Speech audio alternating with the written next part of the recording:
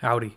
Let's jump back over a decade to talk about this LEGO Galaxy Squad set number 70708, the Hive Crawler.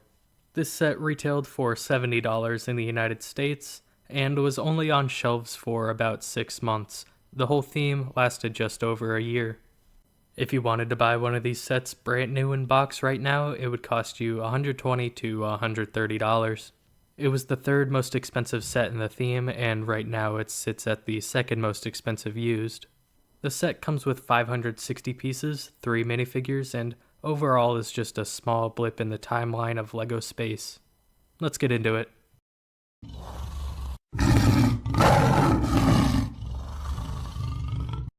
There's no instructions or box for this set today. This was provided to me by my roommate Alex, so thank you, Alex.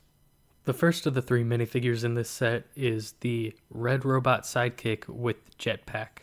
On Bricklink, he is GS006 and he's worth about $6 used. If you're unfamiliar with the Galaxy Squad theme, basically there are these astronauts or actual people and they all have their own sidekick, different colors like orange, green, blue, red, and it's pretty interesting. All of them have robots and they fight these little bugoid creatures. So the human astronaut that comes in this set, this red guy right here, is Billy Starbeam. He's worth about $4 and is GS005 on Bricklink. I don't know if you guys get the same feeling, but he definitely looks straight out of 2013 to me. And the final minifigure of this set is the Mantizoid. This is one of those bugoid antagonists that I was mentioning earlier. This is probably the most expensive one. He goes for about $13 used. On Bricklink, he is GS014. He only came in this set and the Galactic Titan, which is the most expensive set in the theme. If you wanted to pick that one up, it's about $180 used. He comes with a hard rubber head and the antennas are flexible so they don't break off. He also has these little handheld weapon things, the praying mantis's little serrations. They only came in this color in this set, so they can get a little pricey given the high used price of these 2 sets. Nevertheless, I think he's worth the price because he's just a really cool minifigure. Now let's take a look at the good guy's ship. This is Billy Starbeam's ship, and I kind of like how it looks. It's a little bit Star Wars-ish, but definitely sort of a LEGO IP. When you look at this, you don't exactly get Star Wars, you get sort of a retro space kind of feeling, but also more robotic, maybe a little bit futuristic. It's definitely just straight LEGO. They use those cool praying mantis serration sort of weapons on the back as thrusters, which I personally think looks great, but the cockpit is a little lackluster using just one piece. It does fit a minifigure, so that's pretty cool, but I don't think that that's the best part of this build. No, that's reserved for the fact that this is not one, but it's 2 ships. This small thing in the back is essentially a glider for the sidekick robot to attach to. Now don't get me wrong, I have no idea why a robot with a jetpack would need a glider to fly around, but I'm no expert on LEGO space. And this isn't exactly the greatest play feature ever, but at least it's included. It's something that I would have personally really enjoyed as a kid. There might even be some of you watching this right now who remember having this set and you think, wow, I love that set and I love that play feature, but I lost it, because this seems like something that could get lost pretty easily. But it's pretty neat how it just kind of joins up at the Technic pins right there, and it looks like a whole ship. It's not something that really stands out and you would think to pull it apart like that, so I think that's really nice. Moving on to the main build, you've already seen it in the intro, but this thing is really cool. When you roll it across the ground, it has these 6 legs that go up and down, and it's just really cool, something that I wish I had as a kid. If you had this, you probably really enjoyed playing with it.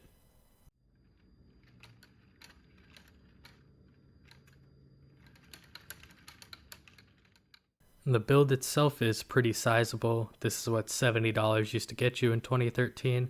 It's actually kind of a little overpriced in my opinion, but it was really cool.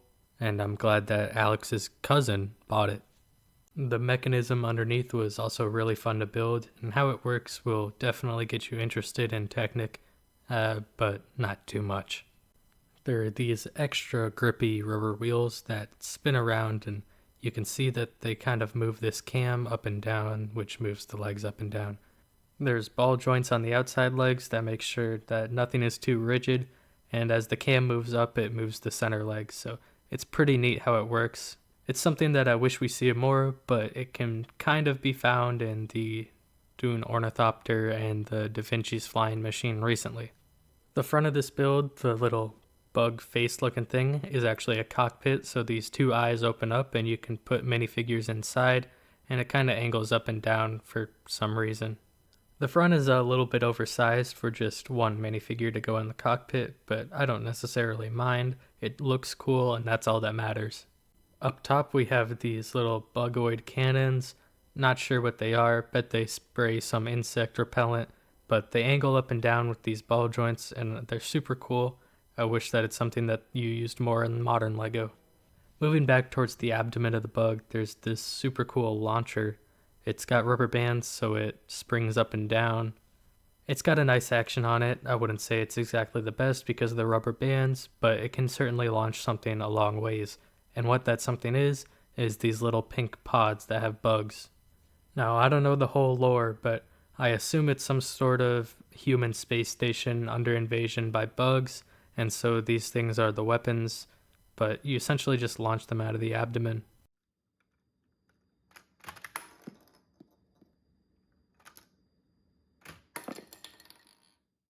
Now these little pink eggs that it launches have bugs inside of them. The bugs are pretty expensive. I think they're like $1 or $2 each, and I had to end up buying them because we couldn't find them, but they're pretty neat.